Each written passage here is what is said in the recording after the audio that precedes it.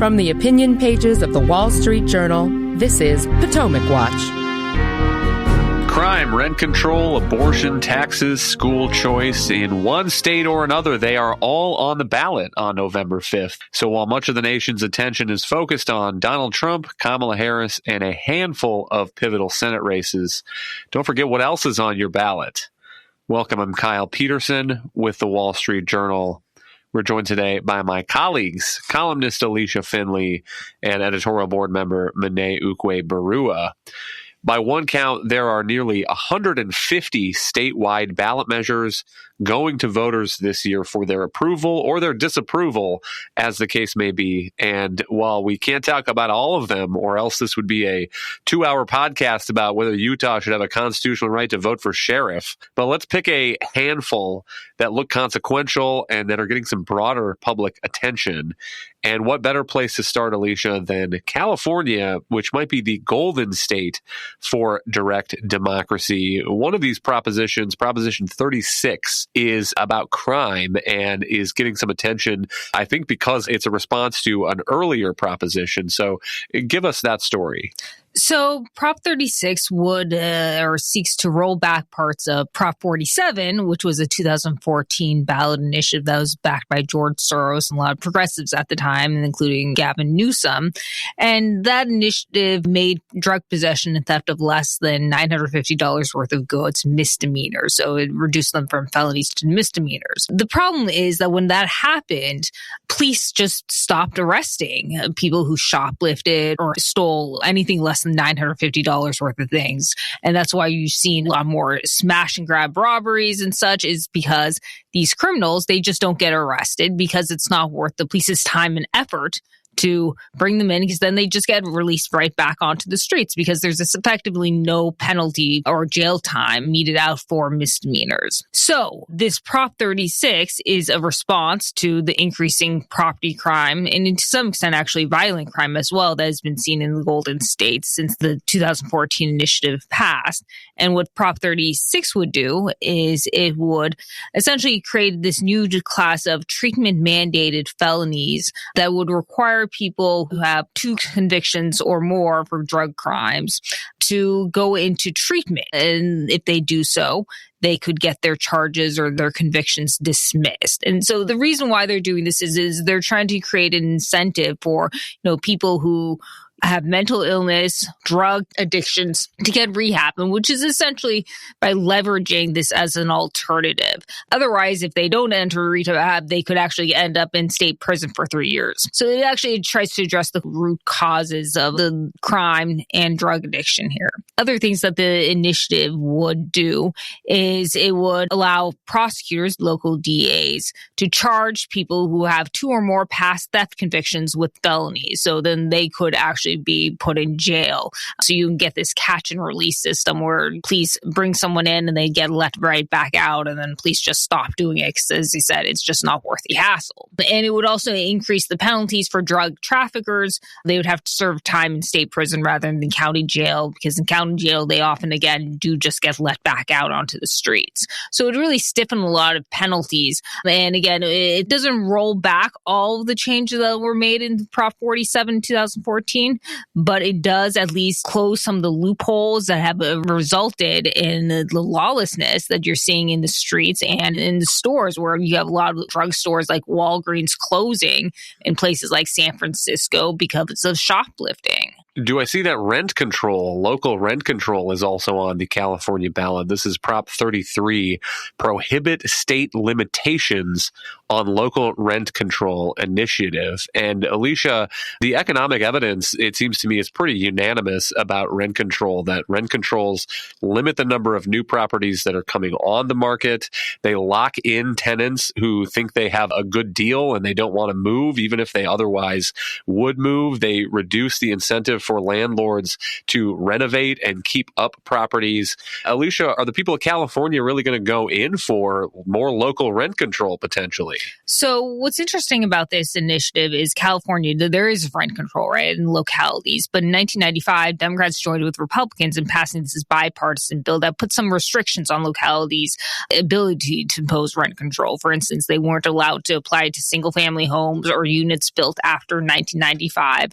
Localities also couldn't dictate how much landlords could charge new renters. They could only limit rent increases for existing tenants. And this was really intended to provide some certainty that investments in new housing wouldn't get eroded by these price controls. California Democrats in the state have actually already kind of started to erode this. In 2019, they actually passed a state law that effectively did impose a rent control statewide by capping rent increases at 5% plus inflation or 10% a year, whichever is less. And you already are starting to see the results. For example, in housing permits have fallen by about 15% in California since 2019, while increasing nearly 20% in Texas and a third in Florida.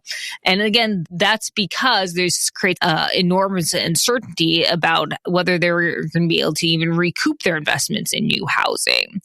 So what this new initiative, Prop 33, would do is it would actually just exacerbate the situation by repealing the 1995 law that I referred to that puts some limits on local rent control. That would essentially eliminate any incentive local housing developers have right now to create new housing, let alone affordable housing, which has already become almost impossible to build in the state. And what you're likely to see is even less supply and higher unit rents in units not subject to the local controls and to the state controls. But as I said, the state controls are pretty sweeping. I mean, they exclude about new units built in the last 15 years. But once that 15 years lapses, they are now subject to the controls. And so most investors in multifamily housing in particular, they look to recoup their investments over 20 to 30 years. So if the renter, or essentially the exemption period, ends after 15 years, they aren't going to be able to make up their investment. So it's another disincentive to build new housing in California, and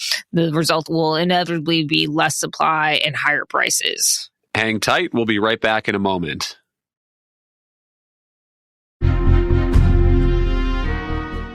Welcome back. Let's do one more from California. This is Prop 32 on the minimum wage. Alicia, what is your read of this referendum? Well, Prop 32 is backed by some unions and progressive groups. And if you recall, in California, the new fast food minimum wage is $20 an hour, just took effect in April. But the regular minimum wage is still one of the highest in the country. It's $16, which is second highest after Washington State, and around twice the federal minimum wage, which is $7.25. So now progressives want to raise it to $18 an hour, and it would be indexed to inflation thereafter. You're already starting to see the pretty damaging effects of the California's higher minimum wage on employment, in particular teenage employment. Most research shows that higher minimum wages price teens out of the job market because they tend to be the least experienced and usually the least productive.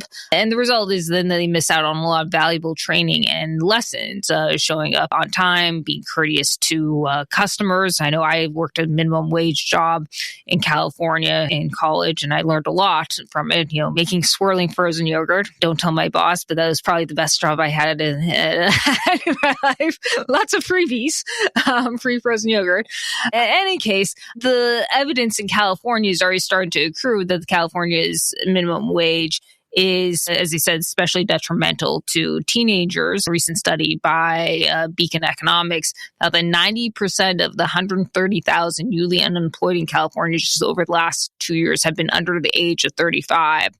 And just about in the last 2 years, unemployment among those ages 16 to 19 have increased to 19.2% from 10.8% in California. So that's almost doubling versus to 11.9% from 10.5% nationwide. So you can definitely see these trends playing out in California. And the concern is, of course, if you raise the minimum wage even more, you're going to price even more teens out of the job market. I mean, this is really just an incentive for more people to move to to other states like Arizona right across the border. Also, I would just point out with California's fast food minimum wage increase, Gavin Newsom keeps on writing these op-eds and letters to the editor to us saying, oh, see, it actually hasn't had any effect. And well, that's not true. If you actually looked at the seasonally adjusted employment figures at fast food or limited service restaurants in California, you've actually seen a decline of 3.2% for the last 5 months since it's taken effect, while employment in those same kinds of restaurants have increased 3.6% nationwide. So Mr. Newsom is entitled to his own opinions, but not his own facts. The minimum wage is one of the broad themes that you can see repeated looking overall at these 150 or so ballot measures. The minimum wage is on the ballot in a handful of states. Proposition A in Missouri to institute a $15 minimum wage. Another theme is marijuana, Florida, North Dakota, and South Dakota among states that might legalize that. And then another, of course, is abortion. After the overturning of Roe v. Wade, there will be 10 states that are voting on abortion in November. And a couple of points that I think are notable here is a couple of these are swing states in the presidential race, Nevada and Arizona. And then Montana is a place where Democrats are desperately hoping to keep an incumbent Democratic Senator John Tester in office. So there may be a hope among some Democrats that these abortion referendums will boost their turnout just enough to get their candidates at the top of the ticket over the line. Another interesting state is Florida. Of course, that's a state where Governor Ron DeSantis has signed a 6-week abortion restriction. Here is the language of the abortion referendum. This would be a constitutional amendment. It says, no law shall prohibit, penalize, delay, or restrict abortion before viability or when necessary to protect the patient's health as determined by the patient's healthcare provider. So opponents are making a couple of arguments. One is that viability is generally thought to be about 24 weeks, which according to some of the polling is later than most of the public really thinks abortion ought to be widely available.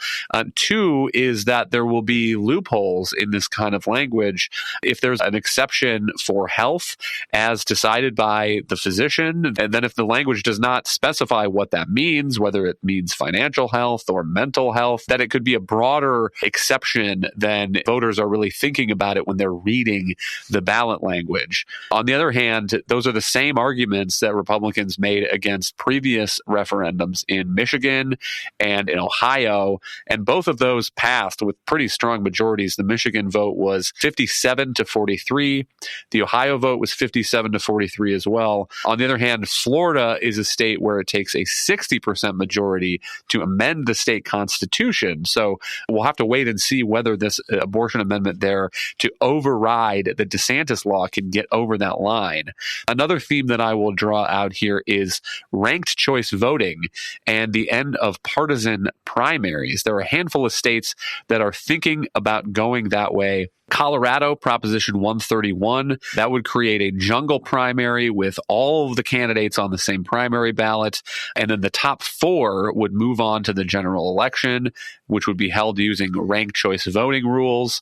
Idaho's Proposition 1 is similar. Nevada's Question 3 would create a top 5 primary. Arizona's would let the state legislature, decide how many candidates move on to the general election. But my thought here is that the promise of ranked choice voting is that you would get 4 or 5 mainstream figures on the November ballot, and then you'd use ranked choice voting, and the most appealing of those candidates would emerge as a consensus figure. And I think that might be overpromising. Alaska is a state where they implemented ranked choice voting in 2020, and voters now there 4 years later are going to be asked whether they want to repeal it because it hasn't always worked out the way I think that they expected. 2 years ago in the House race, the winner was Democrat Mary Peltola, even though this is generally considered a red state.